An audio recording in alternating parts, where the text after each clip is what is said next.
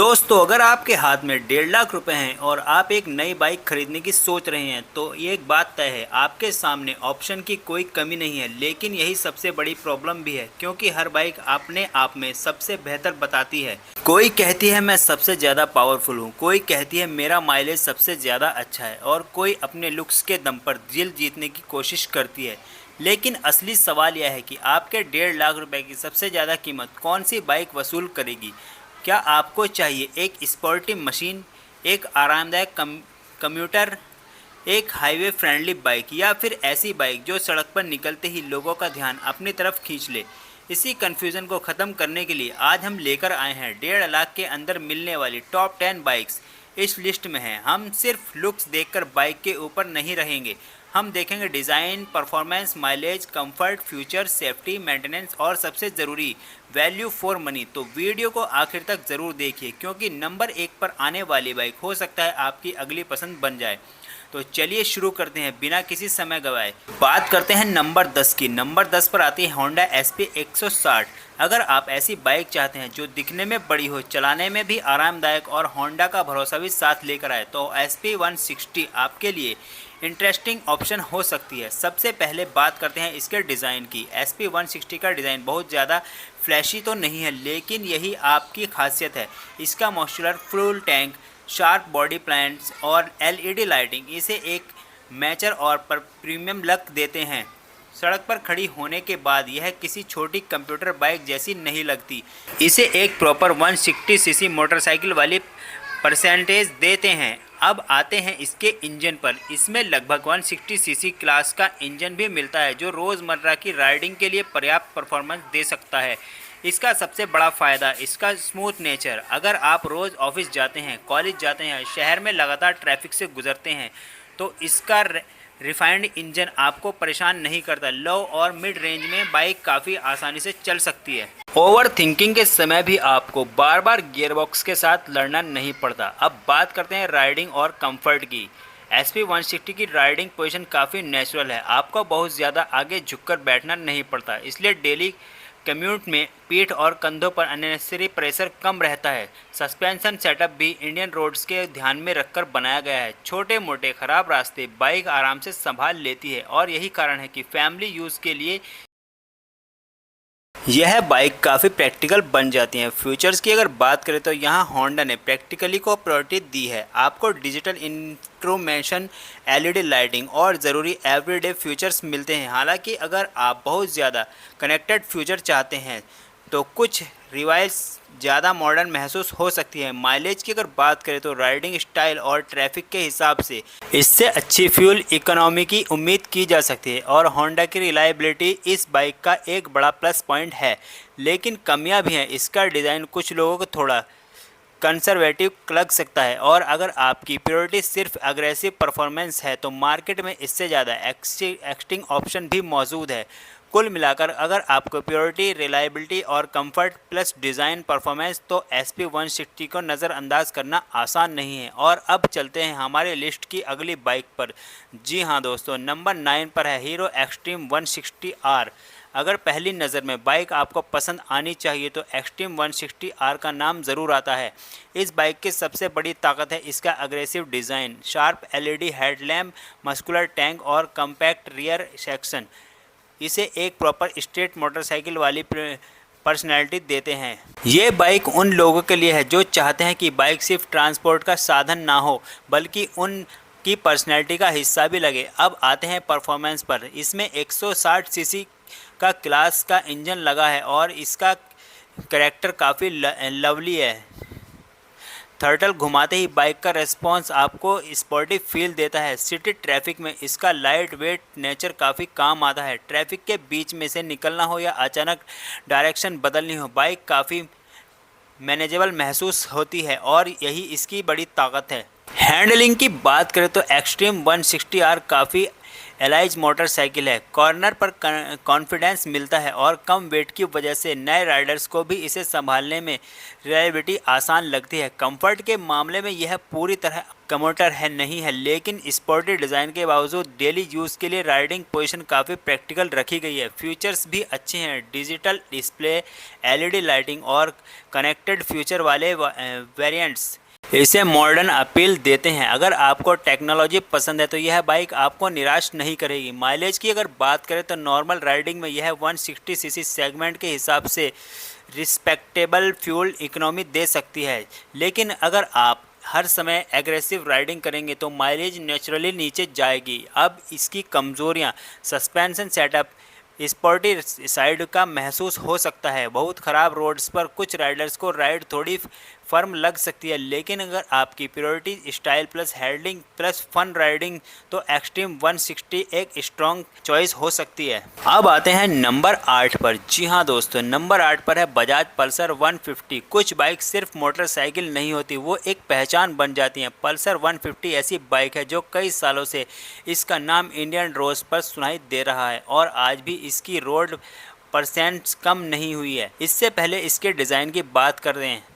Muscular fuel tank, sporty graphic और Pulsar की फैमिलिंग styling इसे एक इंस्टेंटली रिकॉग्नाइज मोटरसाइकिल बनाती है। आप इसे ट्रैफिक में दूर से ही पहचान सकते हैं। इंजन की अगर बात करें तो इसका करेक्टर, परफॉर्मेंस और प्रैक्टिकली के बीच बैलेंस बनाने की कोशिश की गई है। यह कोई ट्रैक फोकस्ड मशीन नहीं है, इसका असली मज़ा मिलता है डेली राइडिंग में। 40 से 80 किलोमीटर प्रति आवर के बीच बाइक काफ़ी रिलैक्स महसूस होती है और हाईवे पर भी नॉर्मल क्रूजिंग के लिए पर्याप्त कॉन्फिडेंस देती है। कंफर्ट इसकी बड़ी स्ट्रेंथ है, सीट काफ़ी स्टेबल है, राइडर और पोजीशन दोनों के लिए अच्छी होती है। सस्पेंशन भी रोड के हिसाब से प्रैक्टिकल सेटअप देता है। अगर आपके शहर की रोड हर दिन परीक्षा लेती है तो ऐसी बाइक काफ़ी काम आ सकती है।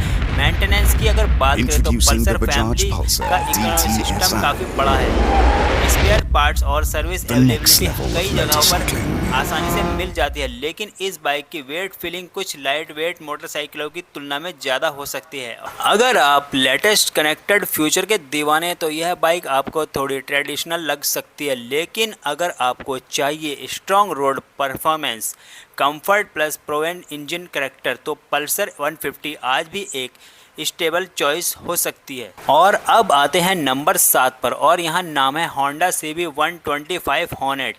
अगर आप छोटी कैपेसिटी में बड़ी बाइक जैसा लुक चाहते हैं तो यह नाम आपका ध्यान ज़रूर खींच सकता है। इसका डिज़ाइन काफ़ी अग्रेसिव है, शार्प हेडलैम्प, मस्कुलर टैंक और स्पोर्टी बॉडी वर्क इसे एक यूथफुल पर्सनैलिटी देते हैं। सबसे इंटरेस्टिंग बात यह है कि कैपेसिटी छोटी होने के बावजूद इसकी स्टाइलिंग काफ़ी प्रीमियम फील दे सकती है। होंडा की रैफिनमेंट इंजन करेक्टर में भी दिखाई देती है। टर्टल रिस्पॉन्स स्मूथ है और सिटी राइडिंग में बाइक काफ़ी इजी गोइंग रहती है। ट्रैफिक में बार बार क्लच और गियर का इस्तेमाल बहुत ज़्यादा परेशान करने वाला नहीं लगता।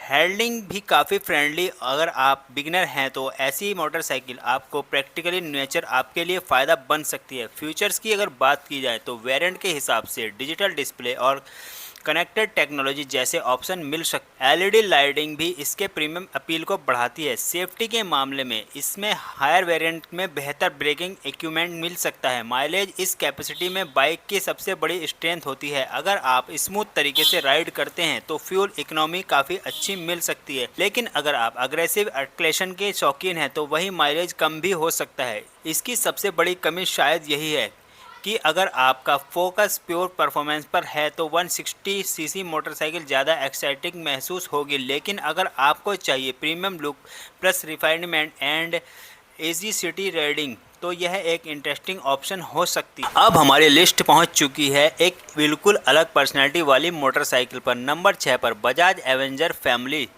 दोस्तों, हर राइडर को स्पोर्टी मोटरसाइकिल पसंद नहीं होती। कुछ लोग बस आराम से बैठना चाहते हैं, हवा को महसूस करना चाहते हैं और लंबी सड़क पर बिना जल्दबाजी के आगे बढ़ना चाहते हैं।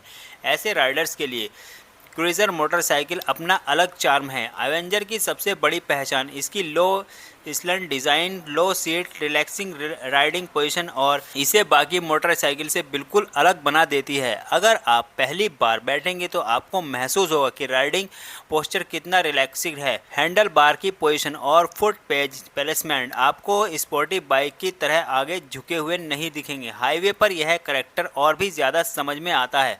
आप आराम से क्रूजिंग कर सकते हैं। हालांकि यह रेसिंग मशीन नहीं है, इसका उद्देश्य स्पीड रिकॉर्ड बनाना नहीं है बल्कि कंफर्टेबल क्रूजिंग देना है और यही इसकी असली पर्सनैलिटी है।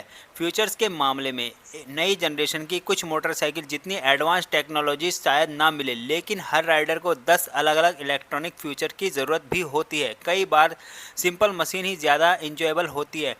माइलेज की अगर बात करें तो इंजन कैपेसिटी और राइडिंग स्टाइल के हिसाब से इसे डिफेंड फ्यूल इकोनॉमी की उम्मीद की जा सकती है, लेकिन अगर आप डेली सिटी ट्रैफिक में बहुत ज़्यादा स्टॉप एंड गो राइडिंग करते हैं तो लाइट वेट कंप्यूटर ज़्यादा प्रैक्टिकल हो सकती है। इसलिए एवरेज उन लोगों के लिए है जो बाइक में स्पीड से ज़्यादा कंफर्ट और क्रूजिंग करेक्टर देखते हैं।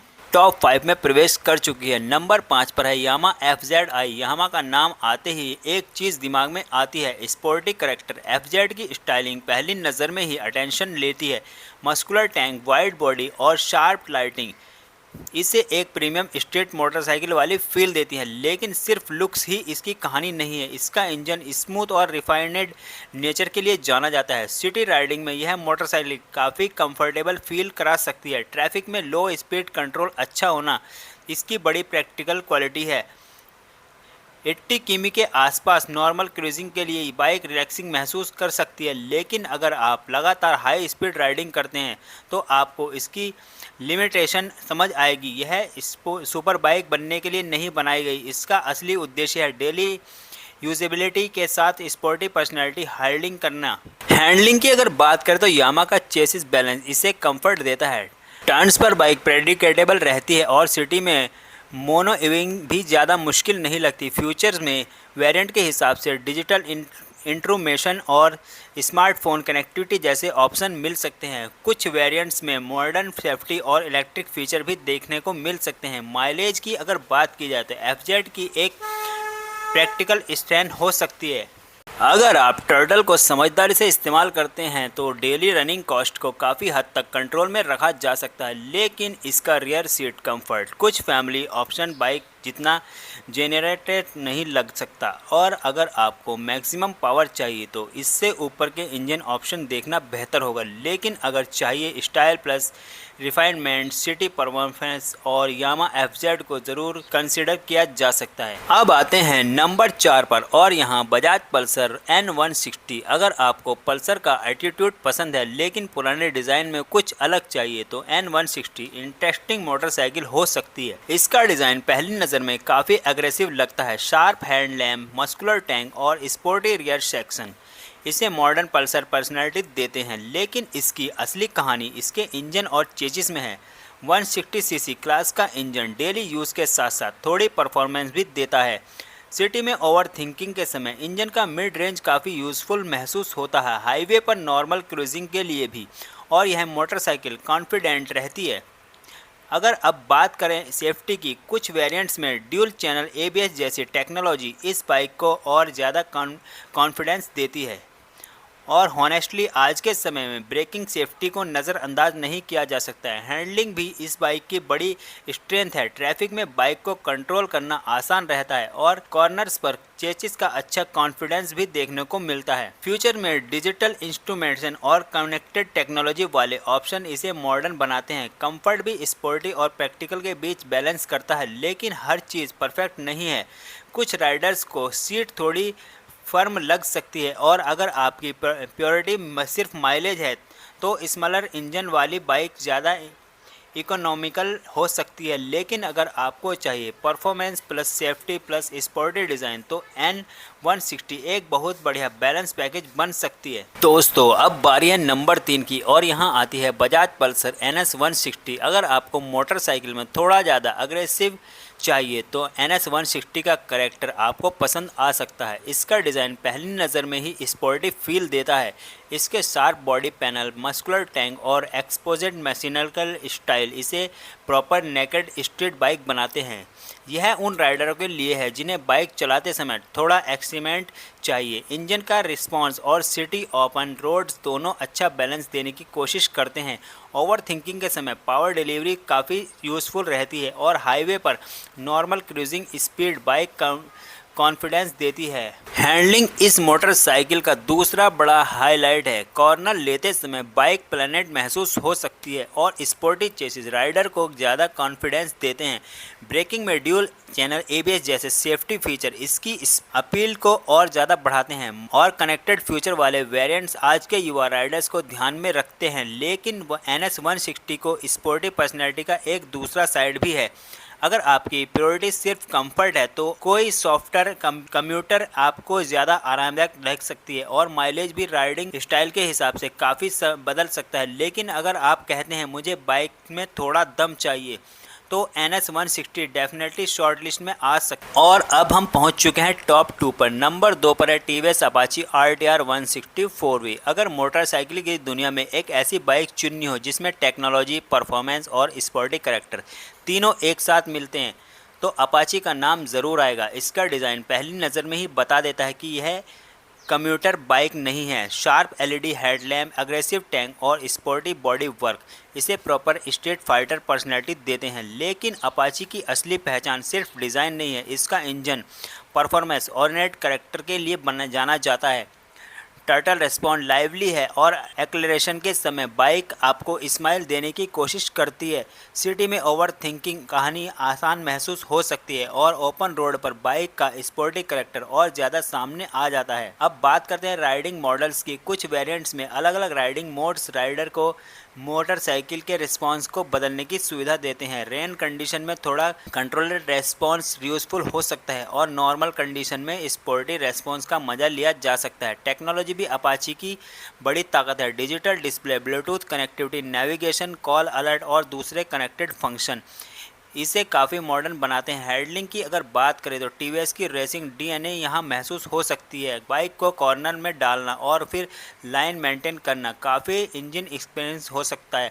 सस्पेंशन भी कंफर्ट और हैंडलिंग के बीच अच्छा बैलेंस देने की कोशिश करता है। लेकिन इसका स्पोर्टी कैरेक्टर कुछ राइडर के लिए थोड़ा एग्रेसिव महसूस हो सकता है। और अगर आप सिर्फ माइलेज और लो मेंटेनेंस चाहते हैं तो इस सिंपल कंप्यूटर बेहतर ऑप्शन हो सकती है। अगर आपकी ज़रूरत power plus technology plus handling plus sporty looks और तो अपाची RTR 160 4V इस बजट में एक बेहद मजबूत कंटेंडर हो सकती है। और अब वो वक्त आ चुका है जिसका सभी को इंतज़ार था। हमारी पूरी लिस्ट में नंबर 1 बाइक, जी हाँ दोस्तों, नंबर 1 पर है TVS रोनिन। अब आप सोच रहे होंगे कि आखिर रोनिन को नंबर 1 पर क्यों है, तो इसकी वजह सिर्फ एक नहीं हो सकती है।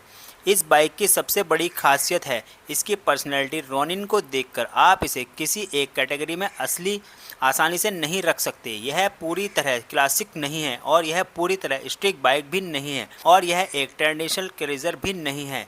यह इन तीनों पर्सनैलिटीज़ का एक अलग कॉम्बिनेशन देखने की कोशिश कर सकती है। सबसे पहले इसके डिज़ाइन को देखिए। Round LED headlamp, unique tank design, minimum body work और प्रीमियम फिनिशिंग के साथ इसे बाकी मोटरसाइकिल से अलग पहचान देते हैं। यह उन बाइक में से है जिसे देखकर आप दोबारा मुड़कर देखने की कोशिश करेंगे और यही इसकी सबसे बड़ी ताकत है। अब बात करते हैं इसके इंजन की। रोनिन में हायर कैपेसिटी इंजन मिलता है जो लो और मिड रेंज परफॉर्मेंस पर ज़्यादा फोकस करता है।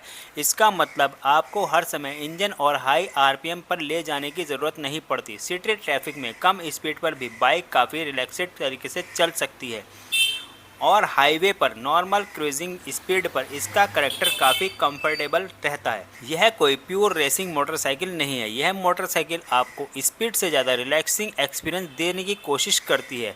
राइडिंग पोजीशन में भी इसकी पर्सनैलिटी के हिसाब से रखी गई है। आप बहुत ज़्यादा फॉरवर्ड नहीं झुकते और बहुत ज़्यादा अपराइट कंप्यूटर पर पोस्टर नहीं होगा। एक तरह से यह बीच का कंफर्टेबल पोजीशन देती है। इसलिए डेली राइडर, वीकेंड राइडर और ऑक्सीजन हाईवे ट्रिप तीनों में इसका कैरेक्टर काम आ सकता है। सस्पेंशन सेटअप भी ख़राब रोड्स के लिए काफ़ी यूज़फुल हो सकता है। भारत की रोड्स कैसी हैं ये हम सब जानते हैं, कभी स्मूथ हाईवे तो अगले मोड़ पर ही गड्ढों की पूरी श्रृंखला। ऐसे में एक कंफर्टेबल सस्पेंशन सेटअप बहुत ज़्यादा काम आ सकता है। फीचर्स की अगर बात की जाए तो रोनिन में मॉडर्न इंस्ट्रूमेंटेशन, कनेक्टिविटी और राइडिंग मोड्स जैसे फ्यूचर वेरिएंट के अनुसार मिल सकते हैं। इसका मतलब आपको सिर्फ क्लासिक लुक नहीं मिलता, इसके अंदर मॉडर्न मोटरसाइकिल वाली टेक्नोलॉजी भी मौजूद है। अब बात करते हैं माइलेज की। देखिए, बड़ी इंजन कैपेसिटी वाली बाइक से 125 सीसी जैसी माइलेज की उम्मीद करना सही नहीं होगा,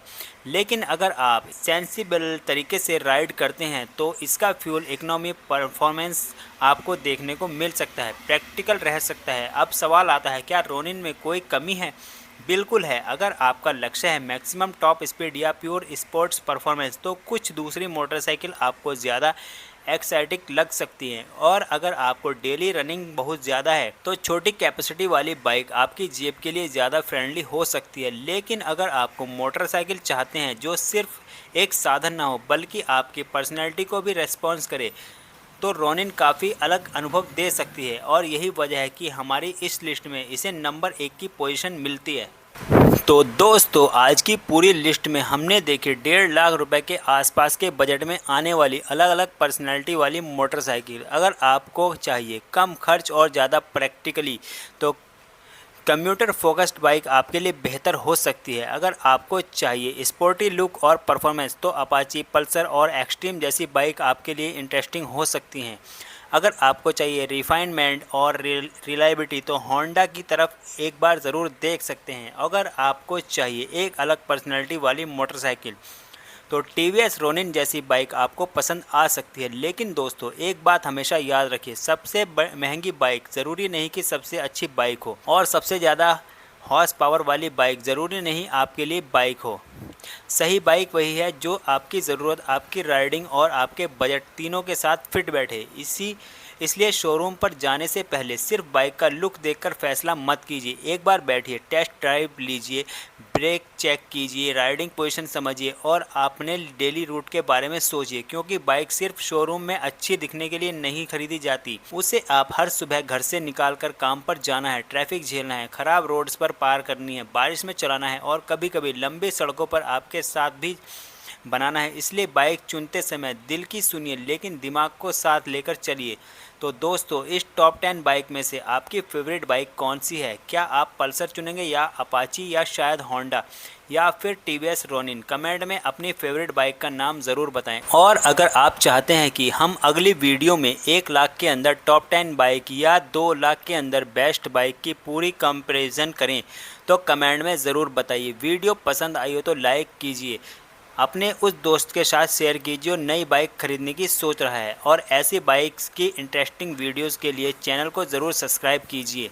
मैं मिलता हूं आपसे एक और शानदार वीडियो में। तब तक राइड सेफ, हेलमेट ज़रूर पहनें और अपनी बाइक का ध्यान रखें। धन्यवाद दोस्तों।